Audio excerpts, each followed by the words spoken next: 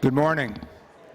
I'm Major General Greg Vadnais, and it is my honor and privilege to be on the floor of the Senate this morning to make a presentation and recognize one of the members of the Military and Veterans Affairs Committee that will be leaving us, one of your teammates, a distinguished soldier and statesman, a West Point graduate, 1954, 30 years in the infantry, wears the Ranger tab, the Combat Infantryman's badge, and is Pathfinder qualified. His awards include the Distinguished Service Medal, the Superior Service Medal, 4 Legions of Merit, 4 Bronze Stars, 9 Air Medals, a Combat Infantryman's badge, and the Vietnam Cross of Gallantry. From 1981 to 84, he was a member of the State's Secretary's Policy and Planning Council. As a result of his successful shuttle diplomacy between Greece and Turkey that returned Greek forces to NATO and integrated the military structure. A soldier, a leader, a warrior, a statesman, an individual that not only serves his country but turns around and serves the state for an additional 8 years. So I will tell you it is my great honor and privilege to make our presentation this morning. Sergeant Major. Attention to orders. Senator, Colonel, Post.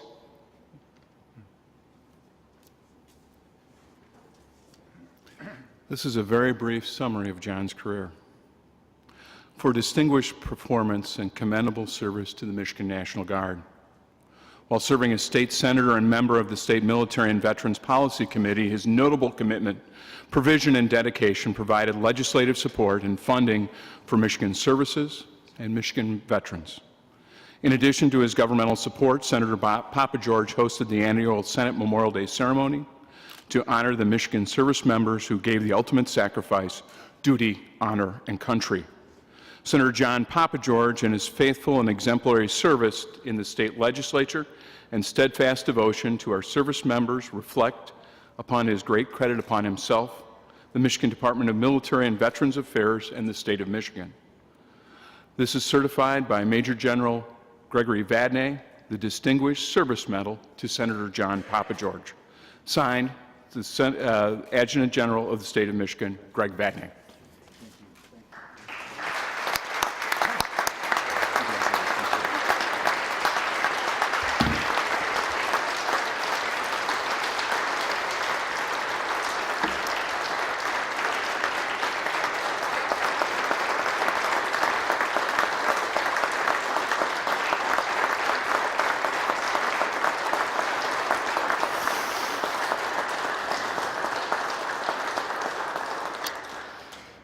Well, I'm really surprised, and now I'm going to surprise all of you. I'm speechless.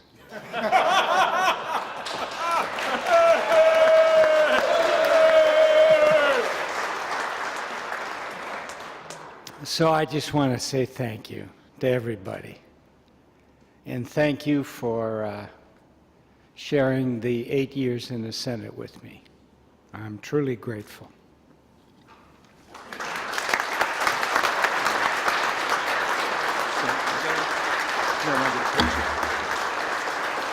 Wow.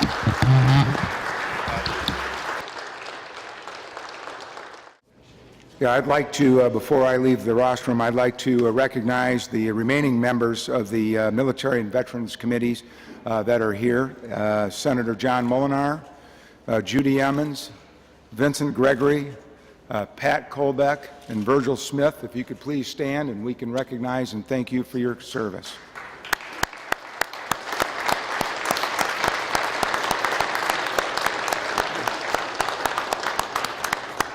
Thank you.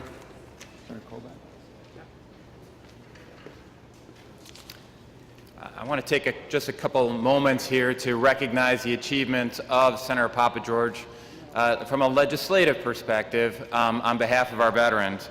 And it's truly my honor to have this opportunity to publicly commend a man that I respect more than mere words can convey.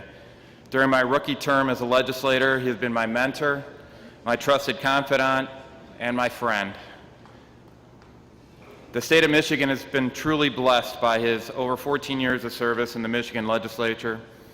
I have personally been blessed to have witnessed his wisdom and tireless pursuit of the solutions to the most complex issues faced by this legislative body. His work on behalf of our veterans has been particularly exceptional, and over the past 4 years he has served as the Vice Chair of the Senate Appropriations Subcommittee for the Department of Military and Veterans Affairs.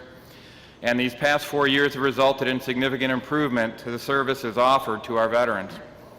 These improvements have been made possible in large measure as a result of the wise counsel and leadership provided by Senator Pappageorge. But his service in this capacity represents only a small fraction of his legislative contributions to the veterans of our state.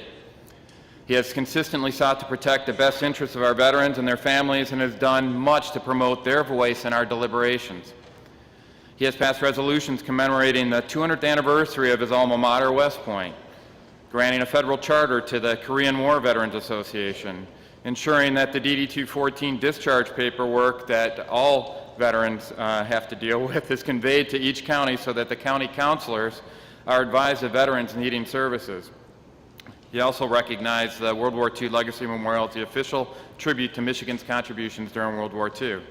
He has passed legislation protecting service personnel from interruptions to their phone service while deployed, providing preferential treatment for government procurement of goods and services provided by veterans, ensuring that there are no investments that go to support terrorist organizations in the Veterans Trust Fund, and created the Gold Star Family Registration Plates for families who have lost their loved ones in defense of our country.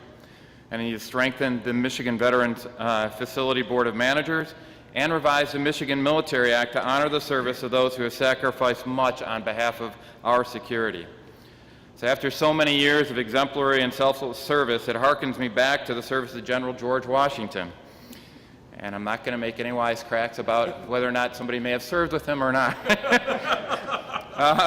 As the Articles of Confederation melted down, the leaders in Congress came to Washington and begged him to help save the crumbling new nation. His question of, "Have I not yet done enough for my country?" was met with an immediate answer, no, he had not. With reluctance, he accepted the unanimous election as the first president of the United States, and he wrote, "My movements to the chair of government will be accompanied by feeling not unlike those of a culprit who is going to the place of his execution." Well, my friend, due to term limits, you and Christina have been spared such feelings of trepidation, but I have no doubt that the continued need for your keen insights and your tireless efforts on behalf of our citizens will be most appreciated. I'm truly happy to convey that you are now able to apply your immeasurable talents to making Christina even more content with her remarkable husband, and may God bless you and Christina with many days of joy and happiness enjoying the fruits of the labors that you have so selflessly given on behalf of our nation.